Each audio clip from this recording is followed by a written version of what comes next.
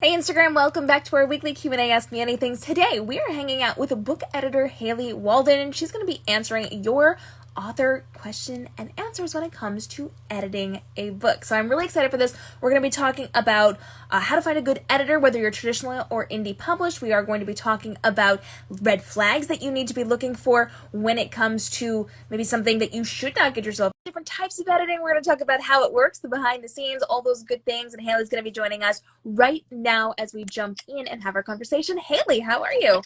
Hey, doing well. How are you? I'm good. Why don't you introduce yourself to everybody? Hey, I'm Haley Walden. I'm a fantasy author, indie, and I'm also a copywriter and editor. And I'm super excited because you are one of my co-hosts over on the weekly Clubhouse conversations that we have, and you've been over on our Show Me How You Write series on YouTube as well. I'm really excited to have you back as an editor, as a professional editor, guiding us through the editing process today. So we're going to dive in. If you're, please feel free to drop any editing you have, how to work with an editor, the different types of editing, things that you should be looking for, red flags or good things, down into the comments below. And Haley, I want to jump right into the conversation. So why is it so important that all authors work with editors? An editor can help you make your book the very best it can possibly be. So anywhere from the development of your story all the way to perfecting the little things, the proofreading, making the language pop. Every aspect of your story can be strengthened if you work with an editor. And there are different types you mentioned. So let's kind of break that down fast for everybody. I know there's things that are more big picture, there are smaller things. So what are the different types of main types of editing that we should be aware of before we jump into the conversation? Yeah, so there's three main types of editing. There's developmental, there's line editing, and then there's proofreading. So line editing also is called copy editing. So we'll start with developmental. So the way that developmental editing works is it's your overarching story. How does your story come together? Is the plot tight? Does it make sense? Are the character arcs where they should be? Is the character development happening along the proper arc? Or are the characters doing things that they shouldn't be doing, right? Do they stay in character? Do they end up where they should by the end of the story? Does everything fit together tightly? And so a developmental editor helps you weed out the things in your story that don't work, and they help you develop the story, as in developmental editing, and help you just, flesh out your world. They look at your world building. They look at every aspect of the story in order to help you create this cohesive environment that's believable and help you create characters who are believable. They're experts in immersion, so they immerse the reader in the story. They help you to do that. So the next phase, copy editing or line editing, focuses more on the writing itself. Like, what does the grammar look like? How are your sentences structured? Can you tighten things up? Can you describe something maybe more clearly, right? And when you get out to proofreading, that's really your final pass. And that's all the little nitpicky things. It's little tiny grammatical errors. It's small mistakes. It's your final cleanup sweep. So you go from a very high level, story development phase, and then you take it in layers. You're editing. A lot of times you'll work with different editors for each stage. Some editors are hybrid. Some will offer, all of the services. So it's layering. It's this thing first, then that, then that. It's a progression, right? Develop your story, perfect the language, and then clean up all the little mistakes. And I think it's really important to stress not usually just a single pass with editing. Usually you've got people going through and helping with the developmental stuff. Then you clean it up, you fix it, you send it back, you do the copy editing or those edits to make sure that everything is tightened up in the way it should be, and that everything clearly class after everybody has looked over it is really strongly fixed as much as possible. You get those extra eyes on it to make sure things, because, and I think this is very important to stress, everybody is human and they will miss things, especially if you're editing a big novel. You should expect that the editor is a couple of things, and that's where proofreaders come in, because they really help pick those couple of little things that they missed out. Yeah, exactly. And the same thing goes too if you have beta readers. And the phase, usually beta comes in after developmental editing. Sometimes it comes in after a line, but normally after a line is when you do your arc, right? Yeah. But your beta readers can come in after the developmental editing phase, and they can help you further, you know, either find mistakes if you want them to. They can come in just for reactions. I have readers, a couple of readers who will read my first draft just for reactions. They'll say, you know, I'll ask them, like, don't read this for mistakes. I know there are problems, but I just want your reaction to what's happening, right? Beta readers can offer a little bit more insight and more, you know, feedback. Some of them will offer pretty high level editorial feedback sometimes. So, you know, and it's also like, it's a case by case, you know, you'll get a lot of opinions. It's important to be really clear and focused on what you want your story to do, where you want it to go, so that as you have advice coming into you, you can filter that advice based on what's best for the book. Yeah, I think that's really important. When you do have things like beta readers, you are going to get a lot of different opinions. And in a lot of cases, you're working with beta readers who are not professionals. They are readers, or they are people who are friends of yours, and they might have quite all of the skills that a professional editor would have. So it's really helpful to have those beta readers get those reactions, get those opinions, look for common threads in them, but then lean heavily on your editors' choices and the things they're recommending.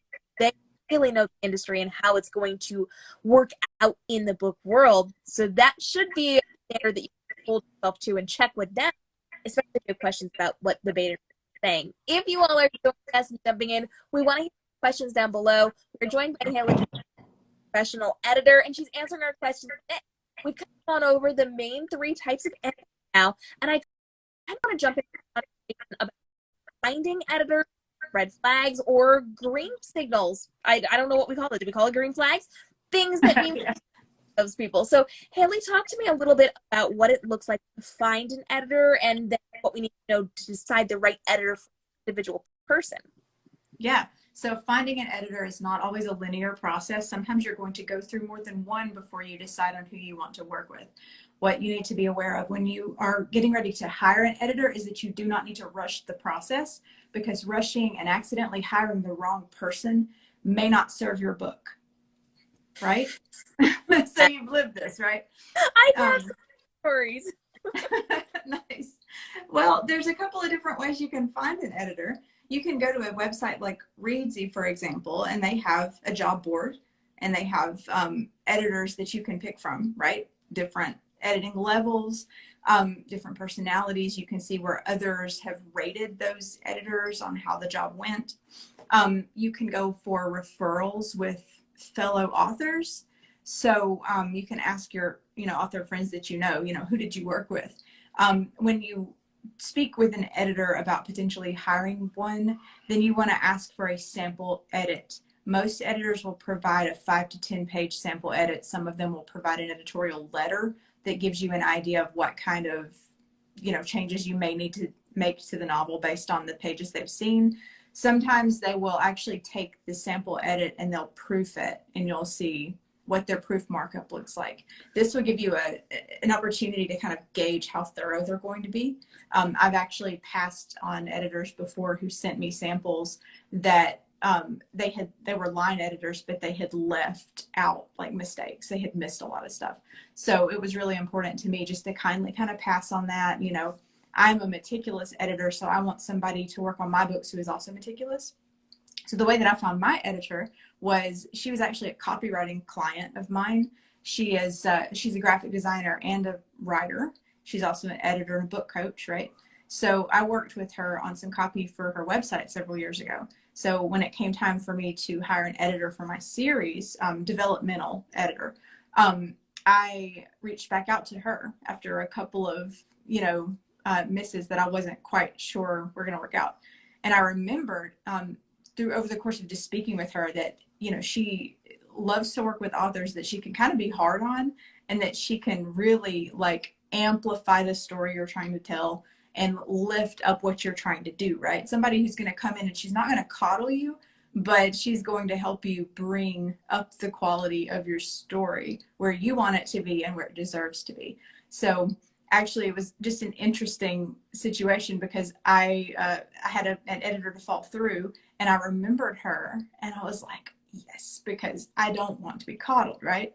And Uh-huh. so as an indie author, it's especially important. You know, you want to get your books to the best quality they can possibly be. So the line editor that I work with came as a referral from her. And my editors, if you're curious, are Allison Martin and Jolene Perry from Waypoint Author Academy. So I work with the two of them on all of my books, and they're excellent. But it can take some trial and error to find the right people. Yeah, for sure. And we're gonna want to make sure we get those answers. We're gonna get to those in just a second. And I feel like I really, because we're chatting about it now, I want to talk a little bit about what it's look like the first time you see them and why it's not as scary as it seems. Because you will, when you get edited back as an author anywhere, you're gonna see a lot of markups. There will be a lot of comments, a lot of out. And some people get very scared or nervous or they take offense to it. And it can be kind of overwhelming the very first time and the 24th time you open up a manuscript and you see all of these notes here. Usually it's not nearly as bad as it looks. And sometimes it's more explanation like why we're doing things or how we should change these things or suggestions or thoughts. Sometimes, and I want to point this out, sometimes like my editors will leave notes, oh, I really like this. This is really great. And to scroll through, you think, oh my gosh, I'm a terrible author. There's so much here. And it's really just them commenting on it. So I just want to throw it out. Don't be afraid of your edit because you will see a lot of them. And it's not nearly as bad as you think. And for me, and I think for Haley, I much stronger prefer to have those really harsh edits, a lot of notes, a lot of things so that we can make our books stronger. That's fair. Yeah, for sure. And you know, that's the best moment too, when you're scrolling through and you've got all this harsh feedback, and then they're like, "I love this," or they're screaming about something in the in the margins. That's the best feeling. But yeah, for sure. Let's see. I saw a question come in, and let's see. Uh, it says, does an editor fix the mistakes or point them out? That depends on the editing style that you're going for. Sometimes you can hire like a line editor who will correct all the mistakes. And sometimes if the mistakes are pretty significant, they may actually say, this needs to be rewritten. I need you to take another pass at this sentence or this passage. They might offer some advice on how that can be strengthened, but they may not always go in behind you and make all the corrections. A lot of those are going to be up to you. I feel like with me, because I have worked with a lot of editors, what I add to this is that they do all have their own style. But for the most part, what I've seen is if it's like a small fix, like we're changing a period or we're like, you know, fixing punctuation, small things, they just change them, they're noted over the side, all good. If it's something bigger where maybe sentence is kind of clunky and we need to reword it or something aside from like a basic typo, that'll go note over on the side. Author responsible for doing it. So once you have edits done, you get this back with all of the notes and you have to go through and manually fix things and reevaluate things and make sure it is the way it is before you submit it to the editor or to the publisher to then go to that. So if you've got questions, I would love to get them answered for you. Freedom is in our comments saying yes, hard edits and someone doesn't write them for you, which is something that some people do try to do. And when they're editing, you have to make sure you find the right fit. We're going to get to that in just a minute. They do want to know, how long does it typically take to edit a book? So he sends a book to you. What is that expected timeline for you, assuming it's like a full-length novel? That depends. So I do line editing when I work with authors. It does depend on the length of the book. It also depends on the depth of the edit, right? So if it's fairly clean, I can get it back in about a week or so. And that's, you know, that's with other work for line editing. It might take 2 weeks for me to get a deeper line edit completed. My developmental editor sends me some of her books to line edit. And so on hers, we'll do kind of a hybrid. And those have taken a week or two tops. But that's because I also work full-time as a copywriter. So some editors can turn things around in a few days. You have to schedule out ahead of time, you know. So if you need a book edited, you got to think about when you're going to publish it, right? And then you have to work backward and reverse engineer all of the scheduling with your editor. So you have to make sure that they've got their time blocked out for you when your manuscript is ready for them. And then, you know, some developmental edits can take a few weeks. I write books that are upward of 100,000 words, 400 plus pages, and those can take 3-4 weeks sometimes for a developmental edit to come back. Line edits are usually faster, usually a week or two, depending on Jolene's availability, and depending on how messy the manuscript is when I send it to her, which most of the time I self-edit too before I send things to her. So it's usually fairly quick. It really depends on your ability to clean it up yourself before you send it off for another set of eyes, and how much work they're going to have to do. And also is going to depend on how many comments they have to leave and what all they need to suggest, right? When I work with Allie as a line editor for her, sometimes I'll go through and I will just manually mark things up. She says, you know, go to town on it, be nitpicky. So I'll nitpick my way through the manuscript. But if I see something where there needs to be, you know, more internal reaction from one of the characters, or I don't fully understand the choreography of this scene, like how did this person get from this side of the room to that side, or why are they in the chair now, or whatever, I'll mark that up and then she goes back and fixes that, right? So it's very much an individualized thing. It's not there's not a one size fits all answer to that, but it can take anywhere from a few days to a couple of weeks. And I think it's really to point out that you should not be sending your first draft to an editor. You should be going through and doing some self-editing, so that you read through your manuscript and make sure you clean it up as best as possible. You put it through something like grammar or writing aid and you clean it up as much as possible. Then you send it out. This is because they have to catch all of your mistakes. If you give them a bunch of extra mistakes that you could have fixed yourself, that means they're not going to catch as many other things they could have caught. It means it's going to take more time and it can cost you more money. So don't do that. Make sure you're self-editing first before you send it to your editor. Now that, I feel like, also does not necessarily apply if it's strictly developmental edits, because you're looking for those reactions and like things out. But before line editing, make sure you have it as best as you possibly can before you go sending it away to somebody else. We're getting things that I want to make sure we cover. Editors judge the book that they get. Well, as the editors that I've worked with do not judge the books that they get, because they understand that the books they're getting are not the complete book. So as an editor, what you get come across your desk is not the finished package. It's not what's going on the shelf. It's not what's going into readers' hands. So the editor, number one, if they're judgmental, fire them, find another editor. You want someone who's going to be honest with you. You want someone who's going to say, this story could be stronger. Here's how we strengthen it, right? But you really want an editor who is going to look at what is in front of them and say, okay, I understand that this is the early stage of a story. Allie always tells me, send me your mess. That's what I do. I look at the mess. It's fine. I don't judge the mess. We talk about how we can make it better, right? So what you want is like an editor who can be a safe space for you so that you're not afraid to send that draft, right? And you will be. Every time you send a draft, you're going to have an existential crisis. It's just facts. It's just what happens. But you want somebody who's going to sort of like help you feel like it's safe to send that first draft over. Your first draft's always going to have problems. Even if you rewrite draft 1 3 times.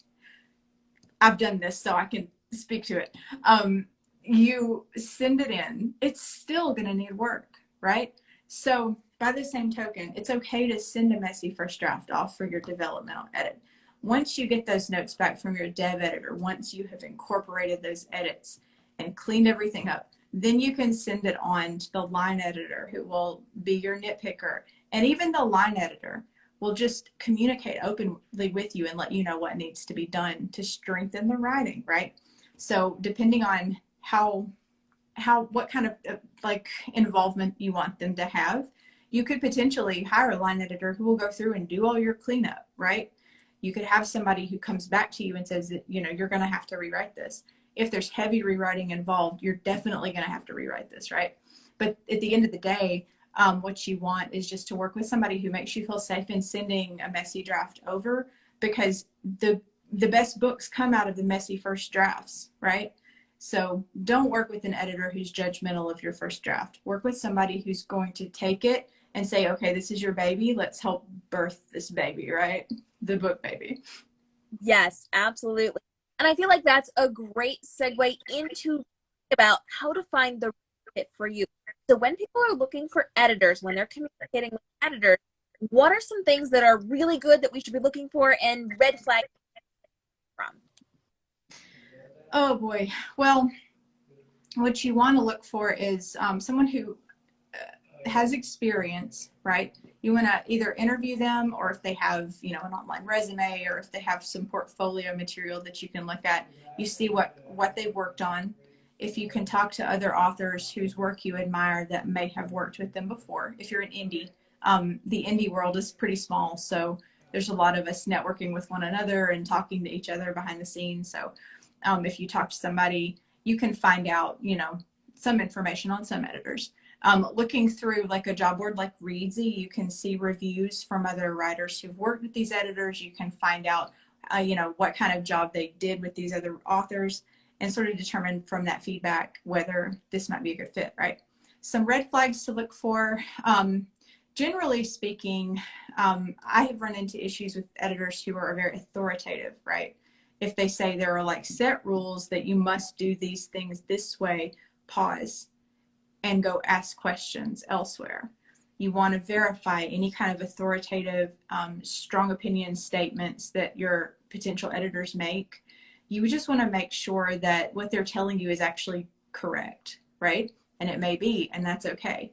But editors who have a really strong, if they're judgmental, if they have strong opinions that make you feel restricted in how you express your story, editors who make you feel bad about the story that you've written, editors who maybe make you feel belittled or as though you shouldn't keep trying. I've heard horror stories. Like, I haven't been involved in these, of course, but I've heard horror stories about editors telling authors like, you can't do this, or you should just not try because nobody's going to publish this or whatever. I'm telling you, the publishing industry is interesting, and it's filled with a wide variety of individuals. There are so many individual agents, individual editors, individual publishers who want different things. So your job as an author is to keep searching until you've found a fit. Don't settle for a poor fit, right? But generally speaking, I would say, you know, line editing, if you get a sample edit and it's poorly done, if there's been mistakes left in the manuscript or whatever, that's a red flag. You want to make sure, you know, that you've got somebody who's going to do a really thorough job for you, and make sure that you're just having open conversations and you're looking up information about these editors online. A lot of times just a Google search can give you what you need to know. You don't want to end up with, you know, an editor who has left other authors hanging, or has ghosted authors, or has done a poor job on their manuscripts. So it's just super important to do your homework. Don't get in a hurry. You have time. It's okay. Because I guarantee you, if you work with the wrong service provider, it's going to take even longer than it would have taken if you just taken the time to try to find the right fit, right? Because, you know, you could lose time and money with the wrong one. And let me just throw a horror story out here, because I have them.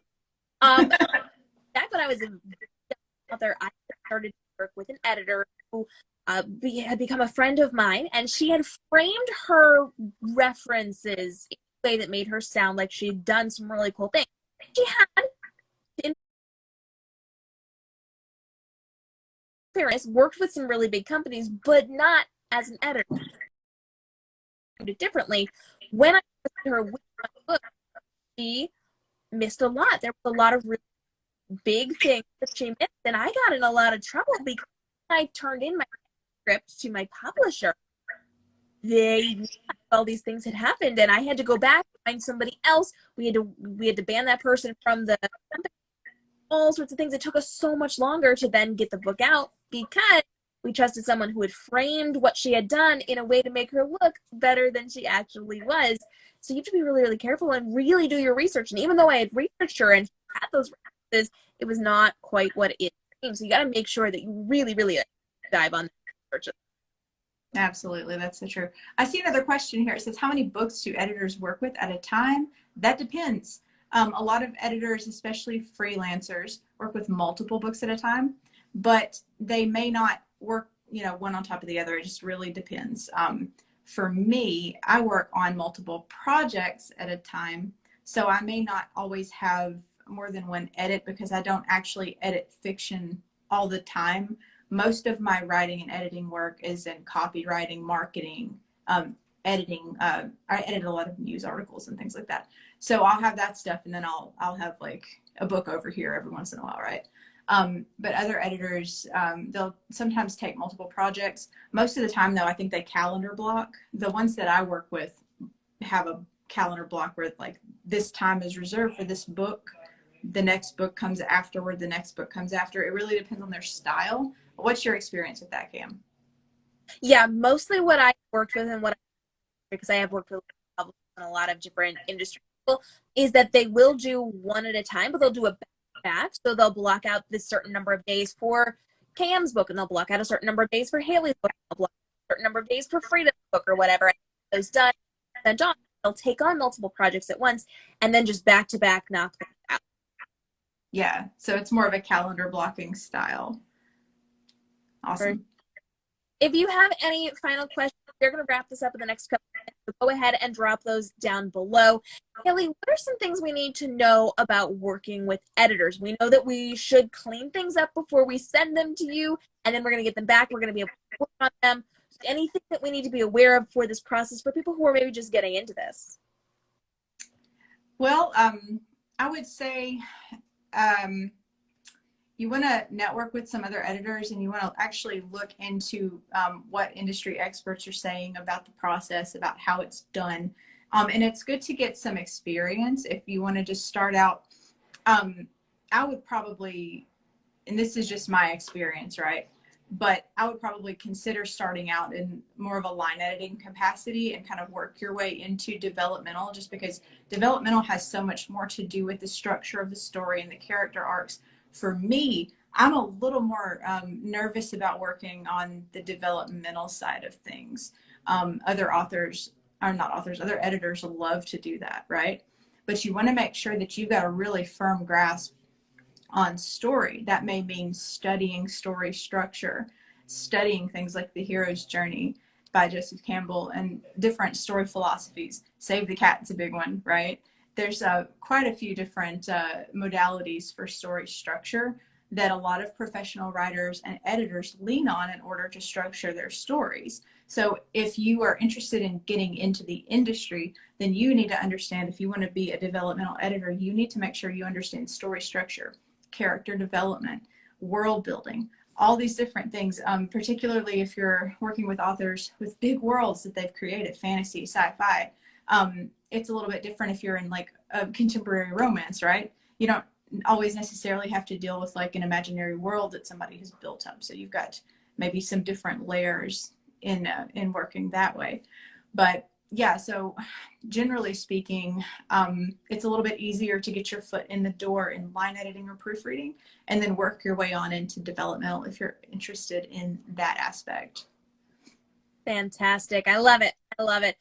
Free, well said. We do not settle for our editors. We make sure we have the right fit for that. And I think that's the biggest takeaway from today's conversation, that when you are going into the publishing world, you need to make sure you're finding the right fits who are qualified to help you, and to realize that it might be a little when you get your notes back, but the entire thing that we are talking about here is to make your book better. We want to make sure we are giving those harsh truths, and we are making sure that we nitpick at the little things, make books as strong as possible. And every author has to go through the process of working with an editor and getting those notes and having to refine things and having to change things, because we all have to change things when we're our editing to make the book the final product that goes out into the world. You will hear lots of horror stories. You will hear lots of success stories. You just have to make sure you do your research and step into this in the right way. Haley, final thoughts for us?